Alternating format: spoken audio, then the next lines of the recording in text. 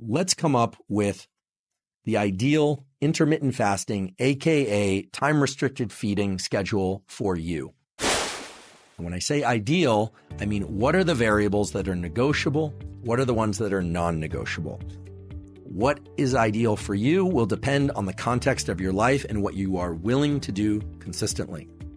So, first of all, we established, based on the discussion with Sachin, who is truly the premier world expert in this area, who knows the animal and human scientific literature better than anybody, has written this incredible review, and for whom I consulted, that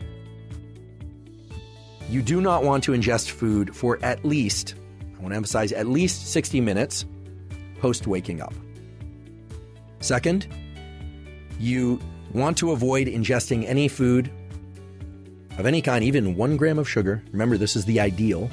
1 gram of sugar even would be too much, for the 2 to 3 hours prior to bedtime. He also mentioned, ideally, you are spending 8 hours in bed. I didn't tell you that earlier. I saved that for now.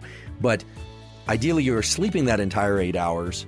But simply by being in bed for that 8 hours and avoiding food after waking for an hour and before bed for 2 to 3 hours, you're starting to build out the duration of this fasted period.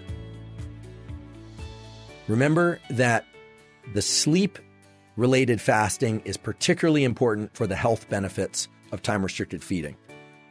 Again, the sleep-related fasting is especially important because of all the cellular repair processes that occur in the liver, in the gut, in the microbiome, in the brain, all over the body, and because of the way that that coordinates the expression of the clock genes that are then going to wick out and have many other positive effects on health, including weight and fat loss, but in addition to that, liver health, etc. An 8-hour feeding window as a target seems to be the best target feeding window, at least by my read of the literature and in discussing it with Sachin. Shorter feeding windows of 4 to 6 hours tend to lead to overeating and potentially increases in weight. 1 meal per day type eating do not seem to do that, but those are special cases in that most people can't adhere to a 1 meal per day type schedule, at least not on a regular basis, and it's not very compatible with most social schedules. Although some people may be able to adhere to that in a straightforward way, but there aren't any robust studies exploring the advantages of 1 meal per day. So if you feel there are advantages of 1 meal per day for you, as opposed to an 8-hour feeding window, well then by all means, use a 1 meal per day approach, or use a 4 to 6 hour feeding window and just make sure you don't overeat in that window.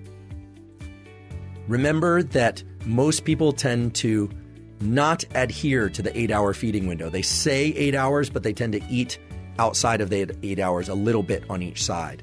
So if your goal is a 10-hour feeding window, you might want to set it to 9 hours or 8 hours. If your goal is 6 hours, you might want to set it to 7 or 8 hours. And this is simply based, or I shouldn't say simply, this is based on thousands, if not tens of thousands of human subject data points that Sachin and colleagues have collected. Regular placement of the eating window or feeding window every 24 hours is important. You don't have to be absolutely rigid and neurotic about this, but you don't want it sliding around on the weekend so that it's starting 2 hours later and ending 2 hours later a couple days a week. Because then you start to offset many of the positive health effects that have been demonstrated for time-restricted feeding. Remember, if you eat your food within a certain feeding window, but that feeding window shifts by a couple hours, it is effectively like jet lagging your system. It is effectively like traveling a couple time zones over, eating there for a few days and coming back, when in fact, you're not traveling. And that's because of the way that food adjusts the circadian clock gene. Now, you can offset some of that through the use of light, and I've talked extensively about how to use light in previous podcasts, but again, early morning and all day bright light exposure as safely as you can, ideally from sunlight, not through a window, etc. Avoiding bright light in the middle of the night, extremely important for mood, offsetting metabolic dysfunction, etc. Not incidentally, Sachin's early work he was one of the 3 co-discoverers of the cells in the eye, the so-called melanopsin cells that set the central circadian clock. So he was a pioneer in that field, which led him to be a pioneer in this field, and so on. When should that 8-hour window be placed within each 24-hour cycle? Well, let's talk about ideal. Ideal, if you really want to maximize all the health benefits of time-restricted feeding, you need to extend the fast around sleep on both sides. You would place it smack dab in the middle of the day. It would be a schedule in which you started eating, for instance, at 10 a.m. and you stopped eating at 6 p.m. An absolutely dreadful schedule for anyone that wants to have some semblance of a normal life. In my opinion, it's not really compatible with most schedules, although some people might be able to do it. Maybe you and your family or your friends, you're eating a late breakfast and then you're having a late-ish lunch around 2 p.m. and then you have dinner at 6.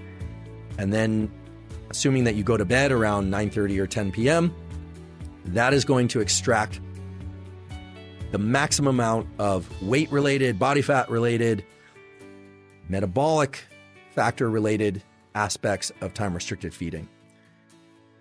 Some people tend to fall into a category where they do best placing that feeding window later in the day, and provided it doesn't run too close to your sleep. Remember, you need a 2 or 3 hour buffer before your sleep where you're not ingesting anything. That's in order to extract the benefits of time-restricted feeding. Well, then starting your feeding window at 12 p.m. and ending it at 8 p.m., plus or minus half an hour or so, day to day, seems like a perfectly reasonable schedule. For some people, starting at 2 p.m. and ending at 10 p.m. will be that schedule. Of course, you have to take into consideration when you exercise, if you exercise. For instance, I like to exercise early in the day. If I run or if I do some moderate or light intensity exercise, regardless of what type of exercise it is, I have no trouble waiting until my feeding window kicks in around noon or even 2 p.m.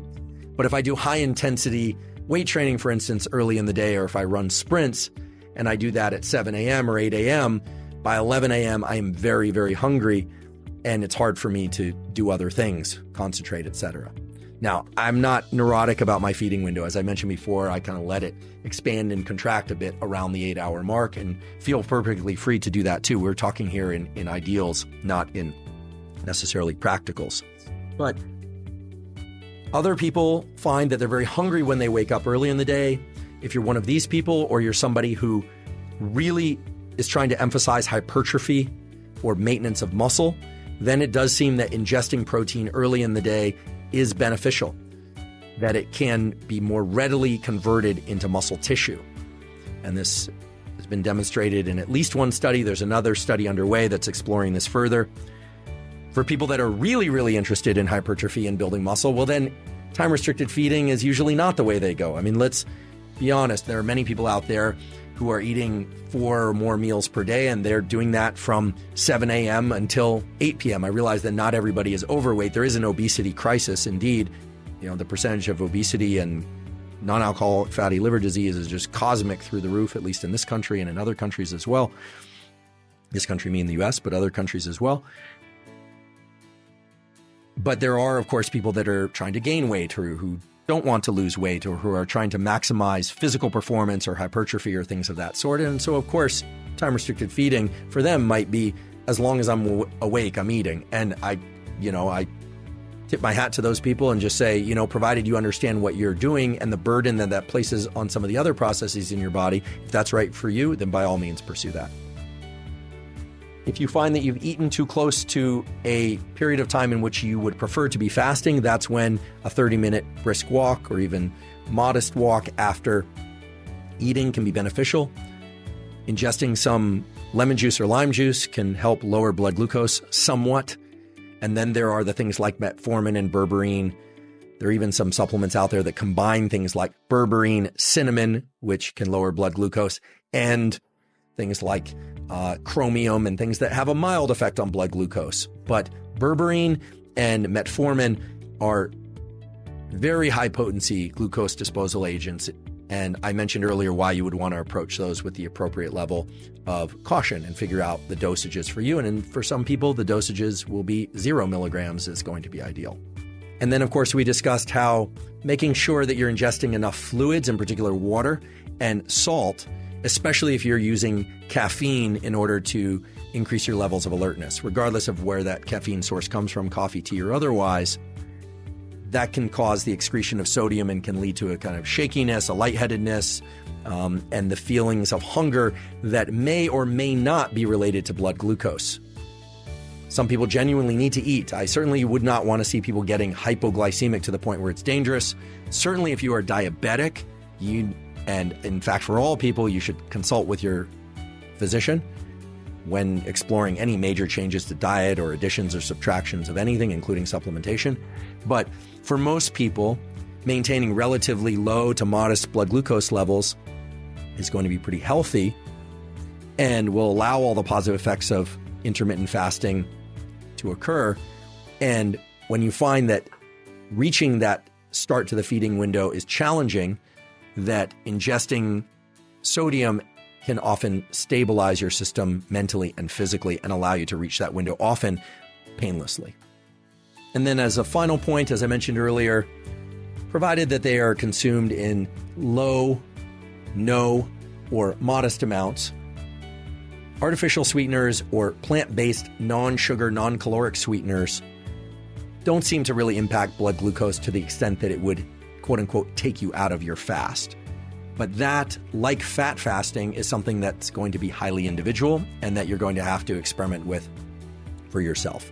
And being able to recognize when you're in a fast and when you're out of a fast at a subjective level and not constantly having to measure your blood glucose or do things of that sort can be beneficial. And I think if you watch for the feelings associated with eating and post-eating foods of different kinds and different amounts, and you watch for the feelings associated with being fasted for long periods of time or short periods of time, of having gotten sufficient sunlight, of having trained hard or not trained hard earlier that day, etc., you can do the most important thing, which is to start to learn to evaluate your own system, to run simple, safe experiments on your system in a way that allows you to really establish the ideal nutrition schedule for you, whether it be time-restricted feeding, aka intermittent fasting, or some other nutritional plan. We hope you found this video useful. And now we want to hear from you. Ask any question and share your thoughts with our community in the comments below. And make sure to subscribe to our channels and hit that notification bell. Thanks for watching.